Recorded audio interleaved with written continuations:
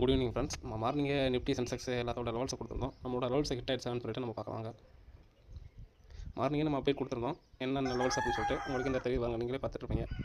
நம்மளோட லெவல்ஸ் எவ்வளோ பர்ஃபெக்டாக ஒர்க் அவுட் ஆயிடுன்னு சொல்லிட்டு இங்கே நம்ம சொல்லிட்டேன். இதுக்கு கீழே க்ளோஸ் வச்சாவே நம்ம ஆப்ஷன் என்ட்ரி பண்ணி இங்கேருந்து புட்டு 2 எடுத்திருந்தோம்னா நம்மளோட செகண்ட் டார்கெட் ஹிட் ஆயிடுச்சு. செகண்ட் டார்கெட் ஆயிடுச்சு பாருங்க.